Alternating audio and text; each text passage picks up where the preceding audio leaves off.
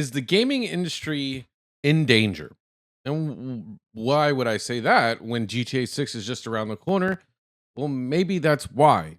Are we in for the final pin that will pop the gaming bubble? Because we see that gaming is taking a hit and the bubble is deflating, but it hasn't popped yet. Today's video we're going to be watching is called the GTA 6 GTA 6 is going to tank the industry.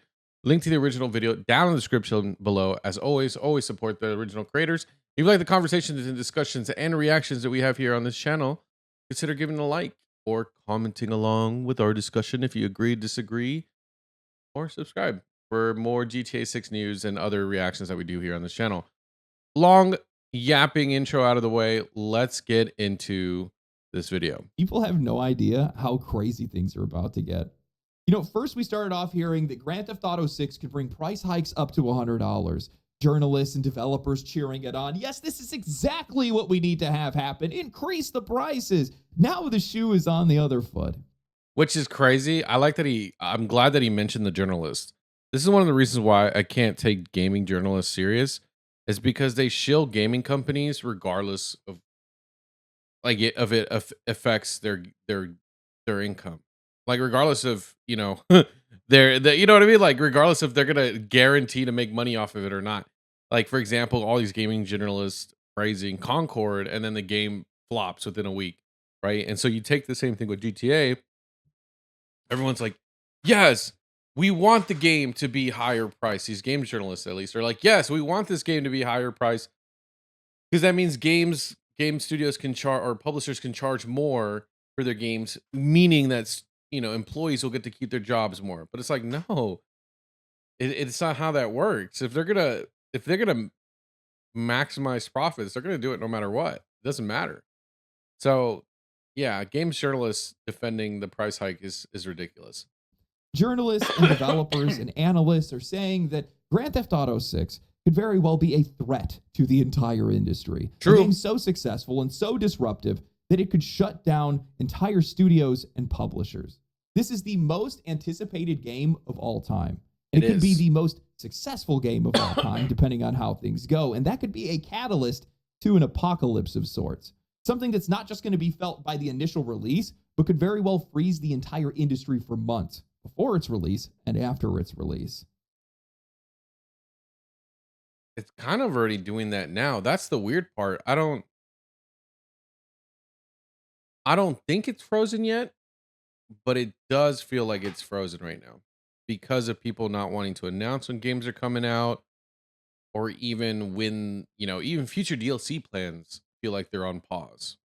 We are going to see years of overpromising, under-delivering, and failing to listen catch up to a vast majority of this industry. They have failed to stay competitive. They have gotten complacent. And because of that, one game could bring the world down around them. One game. So today what we're going to do is we're going to talk about the success of Grand Theft Auto. Which I do think I haven't seen this video, but based on that, I actually so far agree. I want to see what he says first, but I agree that GTA 6 could cause a lot of damage, not because of the game being like bad, but because of other studios being garbage. We're going to talk about the behemoth that it became, how it became that way, because we need to understand it to know what it's going to do next. And we're going to talk about how Grand Theft Auto might be so successful, it's going to shut down studios for good. Every Grand Theft Auto launch has been a moment in gaming history, not just a release date, but a cultural flashpoint. GTA 3 launched back in 2001, and it changed everything, setting the blueprint for modern open world games by combining freedom, story, and chaos in a 3D city that truly felt alive. Funny enough, when Rockstar was trying to get funding for their new game, they approached Microsoft, who was preparing to launch the original Xbox, and they were looking for exclusives, but Microsoft actually turned them down, believing that there wasn't a market for something so controversial. And you know what's funny? Back when I was a gaming channel and I used to make gaming videos, I actually had a video on the dumb decisions that Microsoft has ever made. And another one that they really turned down that is like insane that people don't know. They turned down the Spider-Man games, or Marvel games. They turned down the DC games, which is insane to me. And now Microsoft is struggling to release any type of game because they're like, well, at least we can make Master Chief gay and do LGBT woke stuff in games that don't really need it. And if you think I'm overreacting, you should see what Halo is now. Anyway, let's get into They it. doubted that Rockstar would even be able to pull it off. That game would then go on to sell 14.5 million copies. That's a number that AAA studios struggle to reach even today. Which is crazy because I think a lot of people don't understand. 14.5 million copies in 2001 is a lot. Is a a fuck ton, literally, because you got to consider how little marketing. The marketing we have now, it's instant. Like you can market directly to someone's face like this and personalize it. Whereas like back then, you just had to blast it everywhere and hope people saw it. Let alone back in 2001. Vice City built on that only a year later with a style over substance attitude that Great somehow game, by the still way. had both, and it reached 17 million copies sold. And then San Andreas in 2004 expanded the scope massively that it felt like an entirely new genre. They introduced layered systems, character customization, and a layer of exploration that few games have matched even decades later. Each entry didn't just succeed, it set a standard. But GTA's dominance. And it didn't just send the standard, but it also set a culture in gaming. I don't know if that makes sense. So like you have your Rockstar Games, you have your GTA community, but you have like like your 80s aesthetic open world games. You have your now Red Dead came by and was kind of the same blueprint, cowboy western open world game. You see what I'm saying? So it's like it's not just the actual it's not the lore, but also the genres. It started establishing genres within the same universe before all these other games started doing it. It wasn't just commercial, it was cultural. These games didn't just show up on the front page of gaming sites. They made headlines in mainstream news. Politicians were condemning them and celebrities were trying to get featured in them. It was one of the very few series where controversy actually became its marketing, and it worked. GTA wasn't just a game you played, it was something that you had to have an opinion on, even if you never touched a controller. Exactly. And by the time GTA 4 rolled around, the series had already hit sort of a saturation point. Everybody knew what it was, but Rockstar still wanted it to grow even bigger, and they knew if they wanted to do that, the series had to evolve. So they leaned hard into cinematic realism, storytelling, and emotional weight, foreshadowing what we'd later see them perfect in Red Dead Redemption. They overhauled systems like driving and shooting, but more importantly, they had proved that this franchise could be more than just satire, crime, and explosions. It could have soul. That shift in priorities ended up paying off, and that game ended up reaching 28 million copies sold. Jesus Christ. And what's crazy is that it was much more of the writing was on a level that I guess some people feel different about GTA 4. But I think the level of writing that they did in this specific game is kind of what you would want from like an HBO show, which I guess at the time HBO was like the thing, right? And so whereas the other GTA games were very dramatic and did have serious moments and like were well written, I think this is one of the first GTA games where it's like, okay, what we're actually going to do is incorporate a very Hollywood style, because they always had Hollywood style into it, but the actual tangible words felt more along the lines of an HBO show than a video game. I don't know if that makes sense. It's kind of hard to see the difference because a lot of games have that style now, but I feel like this was one of the first games that was like, you know what? Let's hug the line between movies and TV. That shift in priorities ended up paying off, and that game ended up reaching 28 million copies sold. But then came GTA 5 in 2013, and it wasn't just a hit game, it became one of the most profitable pieces of entertainment media ever made. As of 2025, GTA 5 has sold over 210 million copies, with the Grand Theft Auto franchise as a whole crossing 420 million copies sold. And it's still selling more copies, which is crazy. It's not just one of the biggest video game successes of all time, it is one of the most dominant media properties in human history, second only to Minecraft. And again, this is what's crazy about the American gaming industry. People are like, "Oh, Americans don't make really good games." I mean, nowadays probably not as much, but we have two really good ones. Minecraft and Rockstar Games. or GTA. That's it. And I guess Red Dead, but it's all the same studio. You see what I'm saying? But man, we're really the Western market's really holding on by like 2 games, 2 studios. To illustrate how absurd that 210 million copies sold number is, the highest selling Pokemon game of all time, Red, Blue, and Yellow, sold 47 million copies. Jesus. Pokemon, the world's largest franchise, full stop, as a whole, is only 60 million copies ahead of Grand Theft Auto's total copies sold. That is insane. Now, part of that dominance comes from Rockstar not chasing trends. GTA 5 did its own thing. It offered 3 protagonists, a massive and detailed map, smart comedy, great controls, and an incredibly accurate take on Los Angeles. But what really extended the game's lifespan was GTA Online, a constantly evolving multiplayer. Yes, but it was GTA RP that really did that.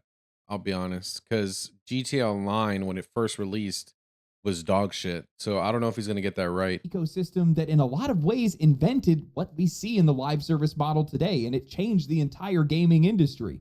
Earlier games like World of Warcraft, Team Fortress, and even Call of Duty seasonal DLCs experimented with persistent updates and monetization, but GTA Online was the first to blend Rockstar's cinematic single-player legacy with an open-ended, community-driven sandbox supported by a decade of free content and paid drops. It became a second life for millions of players around the world and a blueprint for how publishers could turn a one-time purchase into an ongoing revenue machine. I mean, as of this moment, GTA 5 Legacy and Enhanced Editions are pulling over 180,000 players combined on Steam, not counting Epic Games Launcher, not counting the...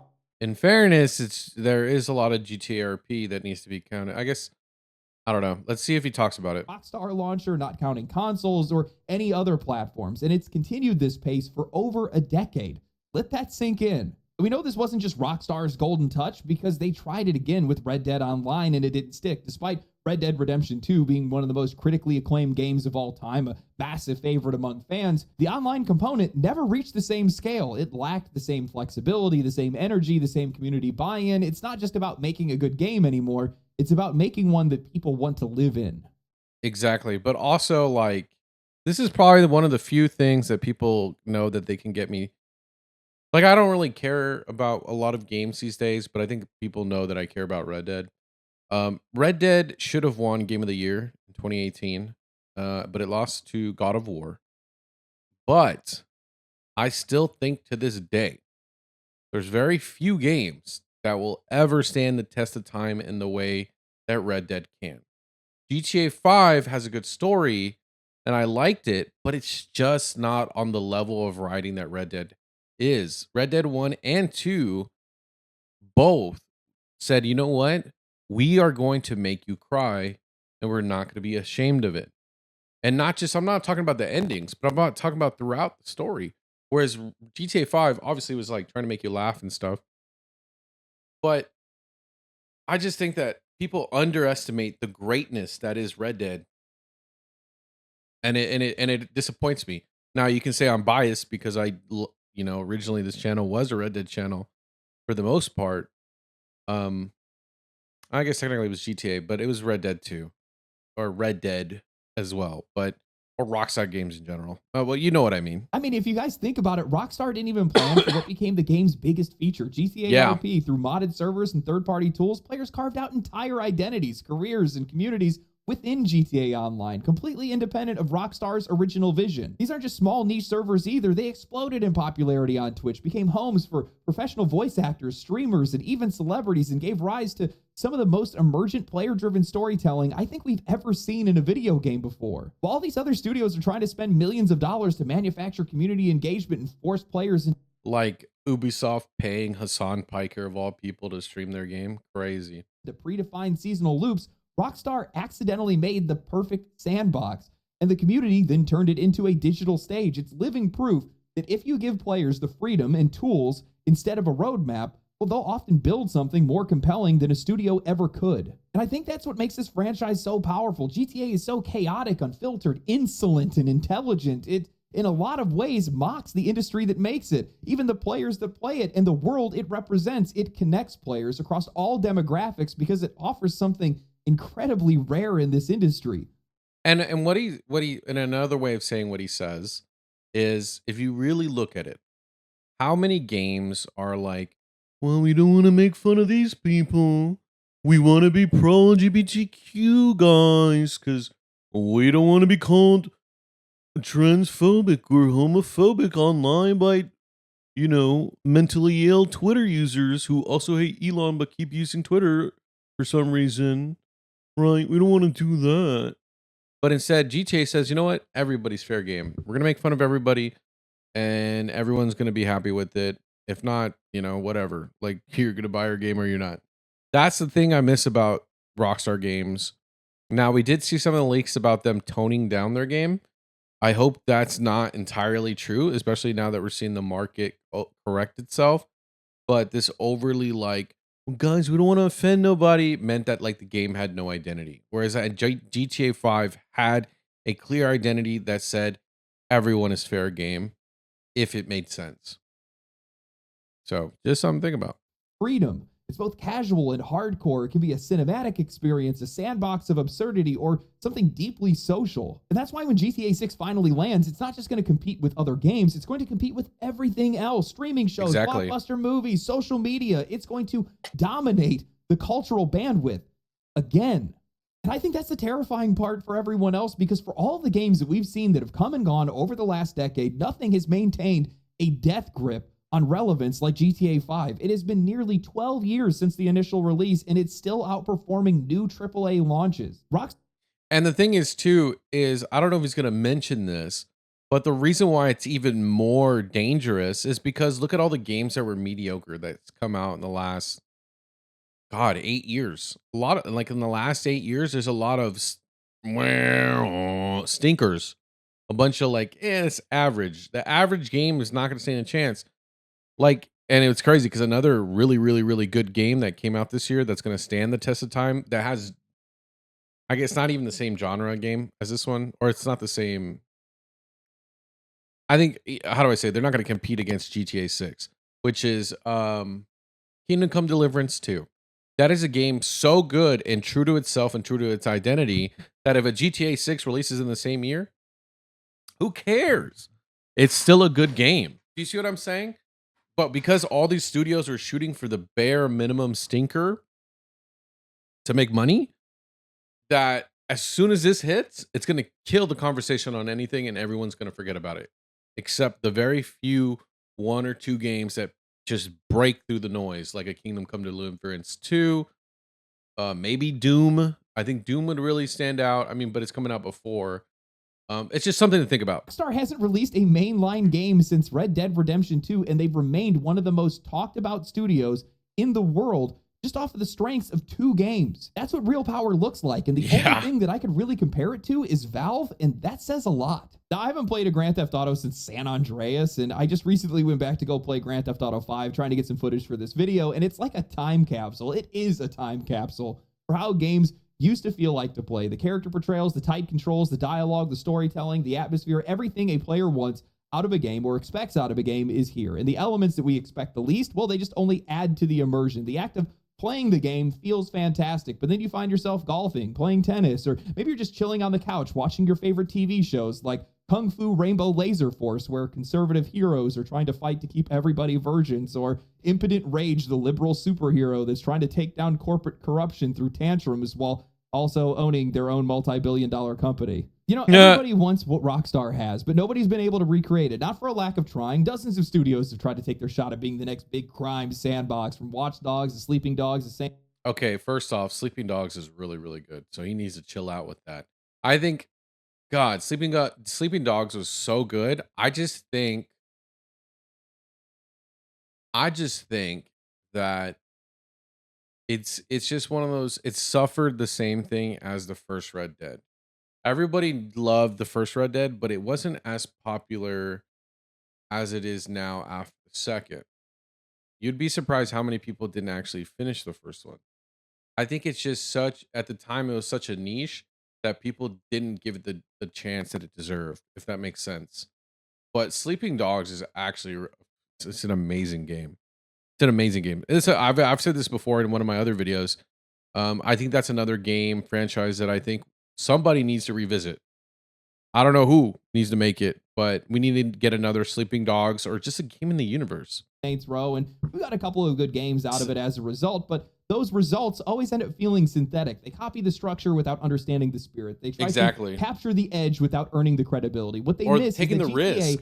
isn't just about gameplay or genre, it's about tone, cultural timing. It's a studio that mocks the very systems it profits from. You can't Exactly. fake that, and you can't buy it either. The reality of the matter is, Rockstar didn't build GTA with quarterly targets in mind, they built it with an attitude. There's a level of self. Like, one of the things that I think people need to understand, like, for example, as somebody who comes from, like, Mexican culture, and I wanna use the example of Red Dead 1. You spend a lot of time in Mexico, and, like, one of the things is they kinda romanticize it a little bit, but the tones of greed, loyalty, honor, the tones of what it means to what does power really mean in a place like Mexico in the time when it's up for grabs. What does it really mean?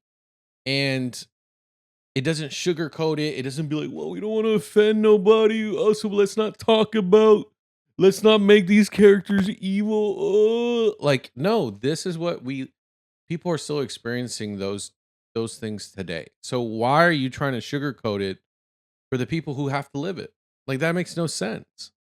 Like, are you trying to hide this idea from other people who don't live it? No, if anything, it only helps the cause when you talk about serious things or add those tones in a serious, meaningful way rather than the synthetic ass, like, weird things. Um, I don't know if that makes sense, but allowing the space for conversation and things to be seen of what they are rather than this, like, let's put a pride flag over this and not talk about it because we don't want to offend anybody. It's just crazy. Self-awareness in these games that most publishers would kill well before it even left the concept phase, except for maybe Cyberpunk 2077. GTA is one of the last remaining franchises where writing is still allowed to punch in every direction. Exactly. The world is offensive, ridiculous, and absurd on purpose. And I think that's what gives it life, because that is life in a lot of ways. That's what makes the satire feel earned rather than forced, and why so many other games end up falling flat. They're scared to say something real, or worse, they don't even know how to. You know what's crazy? Again, I haven't seen this video, but what's wild that we agree. I didn't even think about that. Like, how these studios are so scared. But it's like you see them on Twitter doing like Latinx and shit. It's like, what? You don't even know the Hispanic and Latino population hate this, but you still do it. But it's like it's not only do they not know how to do it in a game, they don't know how to do it in real life.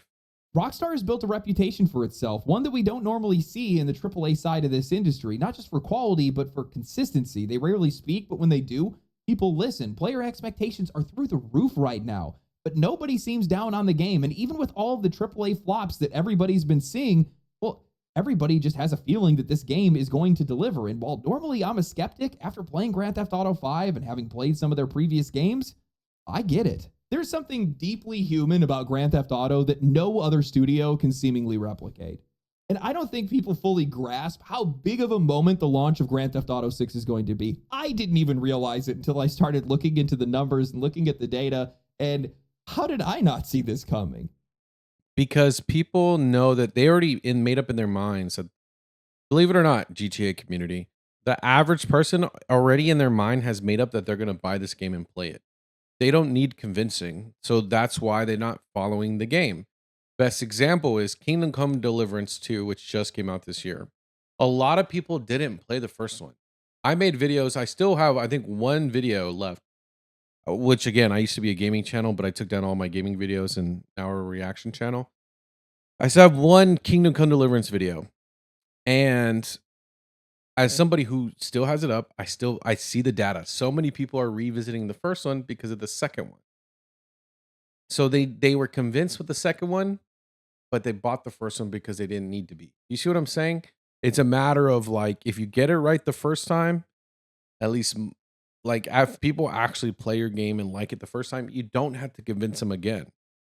That game is both of those games are great. It's just the first one, it was an indie, they were smaller at the time. They didn't have the marketing budget that they do now. But do you see what I'm saying? So if they release another one, I'm more than likely gonna buy it, and I don't need to be convinced. I'll buy it just to support the studio, and if it's not good, then the next one come around, I won't do it. But then again, I know, I know those guys over there. Shout outs to my Warhorse friends. But you know what I mean. It's a different story. But you get it. We are talking about a game that is financially, culturally, historically, definitively the game. The It is game. one of the very few games on a very short list that I know almost everybody in the world has either heard about or played. And you can't say that about a lot of games, even if they're not gamers. If I shrink that down to just gamers, everybody's played it. I'm sure there's a few people that haven't. That is a very, very small subsection of the audience. Or a lot of people. I think actually most people haven't actually played it. But the fact that most people have consumed enough to know what it's about. Because you could go online and find the data of how, like, based on the achievements of the single player, for example, before the enhanced update on PC and on even on Xbox, the amount of people who actually finished the story, for example, not as many as you think. But the fact that people still know what happens because of just how entertaining this game is to watch. It's one of the very few games that's not a movie game. I'm not talking about your PlayStation exclusives where you just press one button and sit and watch a cutscene for 2 hours. No, GTA is one of the most, and Red Dead, one of the most entertaining games to watch in the single player. And so people, if they don't play it, they will watch it. They will know. It's one of the few things that people would treat as a TV show. It's that good. That's crazy. That's how impressive and significant this IP is, while also being the most controversial and offensive game ever made in a lot of ways. We're talking about a game that sold 220 million copies, bridging the gap between race, age, gender, any definitive trait. Anyone can play and buy this game. And what's funny is that flies in the face of everything that this industry stands for. Because at the end of the day, when any of these companies that are trying to reach a wider audience, and I've talked about this in the past, almost all of them, that boils down to softening the edges, tone policing, or just general sensitivity. And then you look at this game. If you look at the top 10 best-selling games of all time, they're almost all E for everyone or T for teen. And then there's Grand Theft Auto right there in second place. You know, people. But I do want to point out something. Um,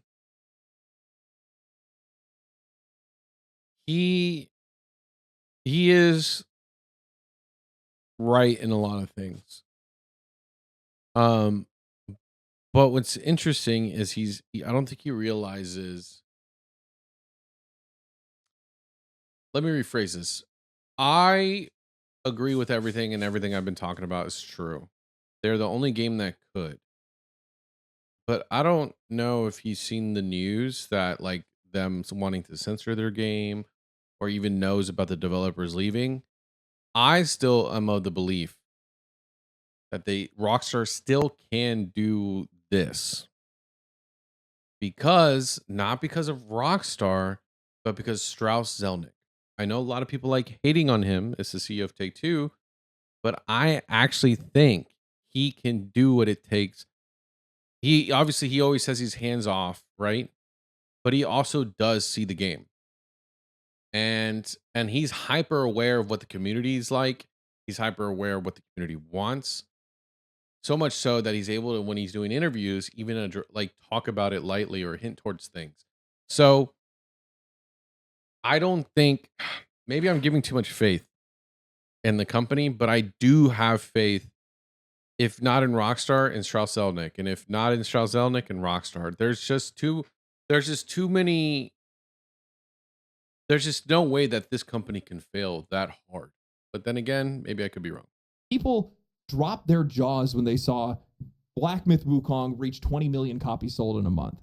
This game could very well sell 20 million copies in a day. And if I'm thinking it's going to be I think it's going to be 60 million in a week. I don't think 20 million in a day, maybe. It's going to be hard to tell. I think 20 million, probably not. Well, I think if we're not counting pre-orders, right? If we're not counting pre-orders.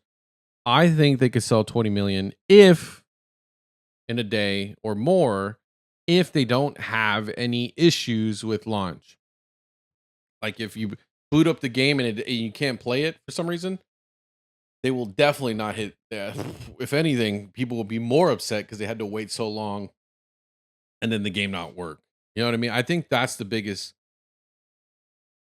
you can't forgive for a game that took this long. You can't forgive really bad bugs or poor optimization or unplayable games. If they release day and date on PC, they double that number. And that's not the route they're going for whatever reason, likely because they want to double dip. But also because it's just easier to secure a console launch than it is for a PC one. It's going to work. You know, I talk about how I don't want these companies to be greedy, but if you're going to be greedy, you have to earn it. Exactly. Rockstar's earned it. That's how this works. But that's the reason why this industry is terrified of this game right now, because there's no one that is out there, no game that is out there that can stand up to this thing. And that's the bed that they've made for themselves. This game is going to capture conversation. It's going to take over social media, and it's going to blot out the sun in a lot of ways. There's just going to be no getting around it. And because of that, because of how dominant this game is going to be once it releases, well, it's going to cause the collapse of studios, publishers, and games industry-wide. Today, many companies are in a state of absolute fragility financially, creatively, structurally. In the past couple of years, we've seen over 50,000 jobs that have been lost across the entire gaming industry. Developers, artists, designers, people with... Which, do I feel bad about these people losing their jobs? It's going to sound kind of crazy, but for the most part, no. I mean, if this was any other industry, and they were doing a poor job, they would be fired. So I just think it's really weird that the gaming industry is one of the weird ones where you got to coddle people for doing a terrible job. Years of experience are being laid off in the thousands. Entire studios are being shut down. Projects are being canceled mid-development. Publishers consolidating, pivoting, restructuring, whatever corporate term they need to be able to use to say that we made bad bets and now somebody else has to pay for it. And the games that have made it to release, half of them haven't even been able to find an audience. Some of the biggest AAA launches that we've seen over the past couple of years, games with enormous budgets and years of hype behind them, have turned out to be massive disappointments. Not just financial. Killing Floor 3. You know, it's funny. I knew that was going to be bad. But I talked to the guys over at one of the two guys at head of marketing over there. They were cool dudes. But what they told me and we talked about, I met them at PAX. What we talked about was nothing on what was the actual game. That's the crazy part. They straight up lied to my ass. Financially, but in the eyes of players that they were meant to serve. The trust is gone, the margins are thin, and the cost for failure is higher than ever. So when a game like Grand Theft Auto 6 enters into the conversation, a game so massive, so dominant, and so all-consuming that it can literally reshape the release calendar for an entire year, it doesn't just make people nervous, it makes them panic. Because it makes them panic. But also, a shout out to a game that actually turned out better than I thought it would. Dead Island 2. I actually thought that game was going to be horrible because it took so long to make. It actually came out pretty decent. Wish it was a little bit longer of a game, but wasn't too bad. Because one wrong move in the shadow of a game like this, that's all it takes. In an article written by Tyler Wilde, a PC gamer, titled "The Spectre of a GTA 6 Delay Haunts the Games Industry. Some Companies Are Gonna Tank If They Guess Wrong," says analyst, Will GTA 6 release in 2025? That's what everyone in the business wants to know. Tyler Wilde writes, "The near future plans of many game studios depend on whether or not Grand Theft Auto 6 actually releases this year, and making the wrong guess could be disastrous for some of them," says Ben Porter, director of consulting of game industry intelligence firm Newzoo. If you're a game company who's holding its breath waiting for GTA 6 to get out and then it gets delayed by 3, 4, 5, 6 months, what do you do? Said Porter in an interview with PC Gamer at GDC 2025 this week. You either have to be able to launch in that big black hole that's been left open now, or you have to extend your run date by an additional 6 months. I'm certain some companies are going to tank as a result of that, right? GTA 6 is currently scheduled to launch on consoles this fall. PC is still to be decided, annoyingly, but it's so common for games to be delayed that it's easy to imagine it being pushed back to 2026. Cyberpunk 2077 was delayed, Starfield was delayed, Assassin's Creed Shadows was delayed, big game. All those games still released unfinished. Games get delayed a lot. It's common for studios to time their releases to avoid big competitors that are likely to hog the limelight, and there isn't a bigger hog than a new GTA. Even very niche games might want to get out of the way of it, picking release dates in spring or summer of 2026. But if GTA 6 itself is delayed till spring or summer of 20, I actually think niche games, this might be a bad take. Well, I guess it depends on the game. I actually think for niche games, it's actually better to release around some of these bigger releases.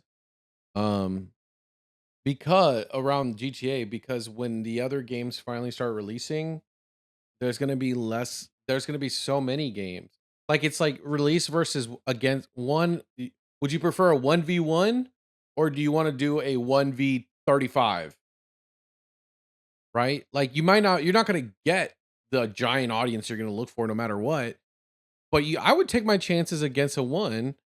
Yeah, it's a Goliath, but you were never gonna get a giant audience to begin with. So I actually think it's better to 1v1 it. Now, obviously, this is for like smaller indie studios, so I'm not gonna pretend like, some big company should do that. I think that's terrible, but yeah. 2020. Let me know in the comments if you disagree with that. 26, those developers could end up having to push their release dates even further out, a setback that could be disastrous for a studio whose finances are already fragile. And given the number of closures we've seen in recent years, financial fragility doesn't seem rare. On the other hand, a last-minute GTA 6 delay could be a big opportunity for anyone who can fill the space with a game that tides over disappointed GTA fans. There's a lot of money riding on what Rockstar decides to do before the end of the year, and not just for Rockstar. One possible clue to the likelihood of a GTA 6 delay is the Borderlands 4 release date, September 23rd, 2025. Why would Take-Two, who owns both Borderlands 4 and Grand Theft Auto 6, put them in competition with each other this fall? Does Borderlands 4 release date mean that GTA 6 is likely to be delayed? It's a sensible guess, but I wouldn't want money riding on it. I think Borderlands 4 would be delayed before GTA 6 is. But also, those who are gonna buy Borderlands are not gonna buy GTA. I'm just gonna be honest. They're very different audiences. One's a co-op shooter, the other one's a single player game. Porter says there's hope that the games industry as a whole could get a boost from GTA 6's release, which, if nothing else, will probably get a lot of people to upgrade their consoles, but he doubts that the industry execs are all going to be smiles this fall, whatever happens. You hear a lot of people who are saying that GTA 6 is going to rejuvenate the market, said Porter, and I think there's an element of truth to that, but I don't know that it's necessarily going to be universally uplifting. It'll certainly create an effect. It will put eyes back onto the games market from investors and things like that. But everybody that we're talking to, their ships are trying to move out of the way of this big iceberg that is GTA 6. Everybody is pulling their game forward, pushing their game back. This strategy is to get out of the way. So if that I think what could happen. Now, this is probably me giving the benefit of the doubt to hopefully these studios and investors learning their lesson over the last 6 to 8 years. And that is being that if they see the things that GTA 6 did, like risks that they took, jokes that they made, and stuff like that, maybe investors and studios will feel more comfortable actually making a good game rather than an activist piece. that's what everybody's behavior is, then how do you think that this is going to rejuvenate the games industry? I'm gonna tell it to you guys straight. I think we're gonna see some genuinely unfinished games hit the market very soon. Oh, Rushed yeah. out the door, not because they're ready, but because they feel like the clock is Killing Floor 3. No.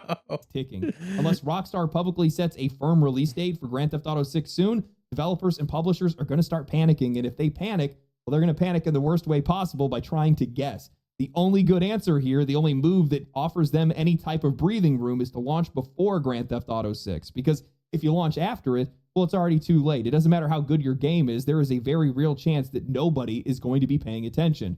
Nah, I disagree. I actually disagree with that. I think if your game is good, the right people will play your game. And you're probably saying, well, that's not everybody, but it's like you don't need everybody to succeed. You just need enough of the right people. People are going to be knee deep into Grand Theft Auto 6, talking about it, streaming it, and living in it. Games that launch during Grand Theft Auto 6's window are going to be crushed. Games that launch directly after it are going to be ignored. And the studios that wait too long, hoping the storm will pass, they're gambling with time that they may not have. Some of these companies are already running on fumes. A delay of a few extra months could end up pushing some of these guys into bankruptcy, especially if their only shot at survival fails to land. I'm not being hyperbolic here. It's simple math. We've seen the budgets that these companies have been spending. And I also think it's like, I don't think he mentioned this really, but It's a lot of these games studios have started or were working on a live service game, and we know that they've have like for example, Rocks or Microsoft with Bethesda, they have I think 2 or 3 live service games that they're working on. 2 I don't remember what they are, but I know one of them, and then one of them is an MMO. So which is coming the basically um ZeniMax Online, the people that do ESO, Elder Scrolls Online, are working on an MMOs. But do you see what I'm saying? Like it's these studios have been working on their games, but also they spent so much money starting their live service games, and a lot of them canceled theirs. But the ones that are still going to release theirs or try to, those cost way more money to keep in the dark than a single player game, and people don't realize it. That's why when the game releases, like, that's why, like, it's this weird problem where the budget balloons so much before the game is even released, because it's a live service game and it requires more people. Just requires more people. Um, and so imagine trying to release a live service after this or before this, knowing that they're going to release again on PC and knowing that the live service is not going to release right away with the GTA single player. It's like you're just waiting to step on a landmine and your game to be killed. And what's terrifying is nobody is safe. Not the indies, not the AA studios, not the biggest AAA I think indies are safe. He's being dramatic. publishers in the world. Grand Theft Auto 6 isn't just going to be a game, it's going to be a cultural event. It will pull everyone into its orbit, whether they like it or not. It doesn't matter what genre you're in or whether or not your game is live service, single player, or a turn-based cozy farming simulator. I do think it matters. I don't think it's that going to be. I think it's going to be a global phenomenon. But the thing is like you got to understand. There's just some people who don't play GTA games. Like for example, as somebody who made Sims videos in the past, most Sims people who play the Sims aren't going to play GTA. They rather play Enzoy. And Enzoy, even though it just already released in early access, if it would have released around the same time as this, they would have been fine. I think it's just a matter of like, is there a lot of crossover? Does GTA 6 meet the needs that these gamers want? And if so, then good luck. Like if this and Doom release at the same time, I think people will still want to play Doom anyway. Roguelike, you will feel this game's presence because the players you're trying to reach are going to be somewhere else. Now, what's crazy is that Newzoo actually saw this coming. In a 2023 survey, they had found that most players were sticking to older games and older live service games, with Grand Theft Auto Online being one of the biggest ones. And this is one of the things that people were criticizing me about back when I made gaming videos, and I actually do kind of agree with, is that I have a bad habit of just going back to playing old 360 games, and I do collect the physical copies too. So, but yes, it's 100% valid. That tells you something. A huge part of the gaming audience is not constantly chasing the next release. They are waiting for the next big thing, and when Grand Theft Auto 6 drops, that group is going to migrate in mass. Whole communities are going to shift overnight. Streamers are going to jump ship. Player bases are going to crater. Games that were holding on just fine are going to find themselves abandoned, not because they did anything wrong, but because Rockstar simply just showed up. I mean, like, here's a good example of kind of what he's saying. I think he's been a little bit dramatic. Say, for example, a game like Marvel Rivals. It's free to play. So there's not real competition because, this game, GTA, you have to buy. But the conversation is going to shift over. But I'm not worried Marvel Rivals is going to fall off the map of the world. No, I just think it's just not going to be as culturally relevant. But every game kind of goes through that cycle, and some come back and some don't. I think, look at Overwatch. It's gone through so many phases. Look at Minecraft. Holy crap. The amount of new, like, Minecraft always goes into this peak and then it goes into this lull for like 2 or 3 years. And then all these other creators come out of nowhere and then it goes down. Like, it's just one of those things. I just think that usually happens naturally, whereas GTA 6 is going to be the factor that causes it. So it's not going to be natural, if that makes sense. this is a release that could literally pull people away from their hobbies, away from movies, away from Netflix, away from social media, away from their friends. And we don't actually have any modern data to be able to predict what that impact is going to look like. The last time this franchise released a mainline title was over a decade ago. The landscape is completely different now. Gaming has grown exponentially. Streaming and YouTube have taken over entertainment, and the audience is even bigger and more plugged in than ever before. Whatever impact GTA 5 had, well, let's just raise that by a few exponents. And what makes this all the more unpredictable is the current AAA landscape is weaker than it's ever been. Sure, we've had a few commercial successes. Call of Duty Black Ops 6 made some waves, even though it fizzled out thanks to Activision's ongoing identity crisis. Hogwarts Legacy had a massive year. Monster Hunter Wilds is doing great, but these aren't industry-shifting releases. In fact, many of the biggest breakout successes we've seen haven't come from the top of the... I don't know. Call me biased because I actually like Harry Potter, like the Harry Potter IP. But also, Hogwarts Legacy was a really good game. It wasn't the worst crime that it committed was it not being long. It wasn't. It was a very short game. But there was a lot of stuff to do. But it wasn't as important. Like I don't want to get into a whole rant. But that game literally saved Warner Brothers Games Studios. So like or no, not Game Studios, the gaming division. So if that game didn't make them all that money, all those other failures that they had, like Suicide Squad, God, how many other games did they release? God, it's already hard to keep count of all these failures, multiverses, and all these failures would have killed their gaming division. But Hogwarts Legacy somehow kept it alive.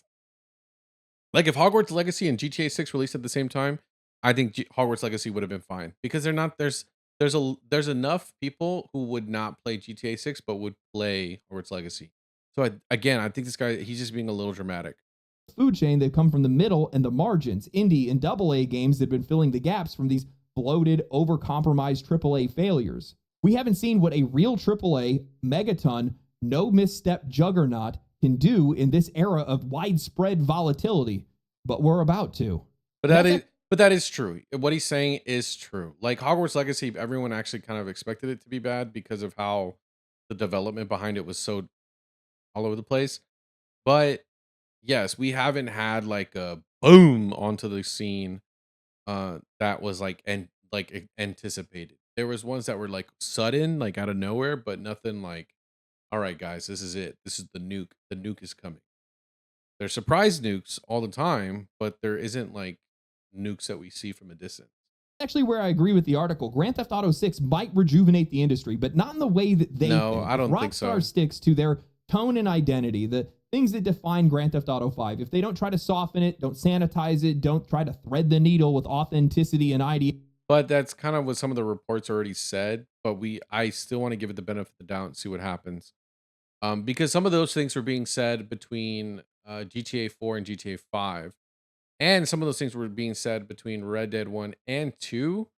But I think what Red Dead 1 and 2 did was, rather than like, yeah, they didn't touch on everything or more of certain things, but instead they said, you know what, we're going to be more serious this time around on the main characters, if that makes sense. I don't want to make this a whole Red Dead video, but if you know Red Dead 1 and you know Red Dead 2, you'll know that I'm making sense. And based on what I'm saying, it's a whole rant. Theology, then it could reset the standard for what AAA games are supposed to be. If it meets expectations, that's already enough. But if it exceeds them, if it delivers a polished, boundary-pushing, narrative-rich experience. Which is funny. All this, by the way, all this gameplay that he's doing is like the beginning of the game. So he like booted it up, recorded, and then that still manages to retain the soul of the franchise, it is going to blow a crater in the middle of the AAA space. Because suddenly there will be no more excuses. No more we didn't have the budget. No more live service demands compromises. No more we had to design the game for the broadest audience possible. We've already seen this happen. Elden Ring and Baldur's Gate 3 were cultural tipping points. They were both uncompromising games that delivered exactly what players wanted, sometimes more in a lot of cases, and that shifted player expectations overnight. Players want depth, creativity, systems that respect their time, and experiences that don't talk down to them. And let's face it, most of the AAA space isn't built to deliver that. Not anymore. No, dude, they're built to build woke slop. And I hate using that word, but it's true. So if GTA 6 clears that bar, or worse for the industry, sets a new one, it's going to trigger another wave of discontent. Players are going to start comparing everything to Grand Theft Auto 6. They're going to start asking harder questions. Why doesn't this game feel alive? Why doesn't this game respect my intelligence? Why doesn't this game offer the freedom and polish that Rockstar proved is possible? And people want to say this is not true. I saw people online saying that it's not going to happen like this, and it will.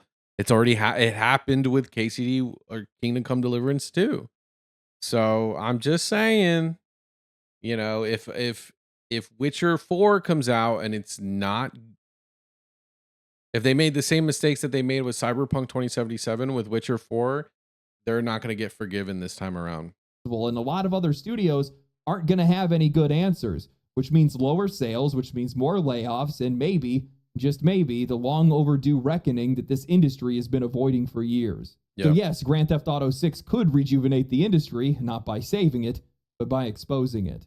We have never... I wouldn't say exposing it. I would say if it saves it, again, like I said earlier, if it saves it, it's going to be because it's going to give breathing room for studios to actually try to make something good rather than trying to pander. Never seen a game as successful as Grand Theft Auto 5 get a sequel. Take a minute to think about that. The impact of this game, the effects of this game are going to be so widespread and so earth-shattering that I don't think there's a way to properly comprehend just how big this release is going to be. I'm starting to believe that the reason why they delayed the game on PC isn't because they wanted to double dip, though that is a really nice side benefit that they're going to get. I actually think they might be doing it because they realize the economic strife that this game is going to cause. I don't even know if I'm doing this story any justice. Nah, he's kind of over, like he kind of missing the point of the PC thing. So consoles, they've always had historical deals with like Sony, like the marketing deals with Sony for PlayStation. So it's like, well, if you release it on consoles first, that marketing deal actually makes sense, right? Like why would Sony pay for the marketing rights to the game if you're going to release it on PC anyway? You know what I mean? Like it doesn't really benefit them. But also because it's just so much easier to ensure a solid first impression on consoles and then come back around and do a solid first impression with PC. Like, look at the example with Cyberpunk 2077. Ignore all the lie. Let's say CD Projekt Red didn't lie about Cyberpunk and they released the game, right? They said it was going to come out bad, blah blah blah. The fact that it couldn't even run on consoles when they tried to make it backwards compatible, it didn't run for any console, right? So the average gamer who's playing on consoles is not going to be what, like, you know what I mean? Like, it's just one of those things where like, they try to make it for PC. Not only did it not run well on PC, it didn't run well on the consoles, the backwards compatible or the newer ones. Like, it's just one of those things where like it just makes sense to at least ensure some type of good impression on any of these platforms rather than none of them. That's how big this game is. Do you guys remember how big Overwatch was? It was God, everywhere. It dominated everything. Yep. Everyone was talking about it. Grand Theft Auto 5 was 4 Overwatches. It was 4 Pokemon Blue and Red. It was 5 World of Warcrafts. It was 5 Call of Duty Modern Warfares. Like, my brain cannot figure this thing out. This is going to dominate everything. Conversation, TV shows, social media, YouTube, Twitch streams. You're going to see it everywhere. And it's also, again, to be fair, it's the hype in the US is not as much as it used to be, but it is around the world. One, because like it's going to get a little geopolitics, I guess, but not geopolitics, but world history, I guess. So like a lot of the world didn't have the money to buy the consoles or to get to consume the media that is gaming. Now that media is more mainstream and technology is much more affordable, like for example, a lot of countries have phones rather than gaming consoles, they're able to consume the content about the game much easier. That's why you have countries where no one no one in 100 miles owns a console. They own a phone, but they know everything about GTA. So it's one of those things where like technology has allowed people to become a part of the conversation, whether they're gamers themselves or not. So that's why it's even bigger than it is. And I think a lot of these other gamers are not understanding that. Whereas like if you look at 2001, you look at all these other years, the rest of the world didn't consume Rockstar Games or GTA in the same way we did. And the industry as it is today, It's I say all that to say it's bigger around the world than it is in the US, I feel. It's going to be bigger around the world than it is in the US. cannot overcome it. And this is the bed that they've made for themselves, especially the AAA side. Over a decade, not a single one of these studios have been able to make a game that can even slightly compete with what Grand Theft Auto 6 did. 5, sorry. What Grand Theft Auto 5 did. Except for Ark Survival Evolved. And that sold 1/3 the amount of copies. And I can't believe that these writers and journalists are talking about how this is going to bring the attention of more investors into this industry. That is the last thing that this industry needs. If these morons come in and think that there's a single franchise or company that can mirror what Grand Theft Auto 6 is doing, you have lost your mind. Basically free money. This series is incomprehensible. But yes, it's true. Yes, it is. Unquantifiable. You cannot touch it. And all of this is riding on the game being good, right?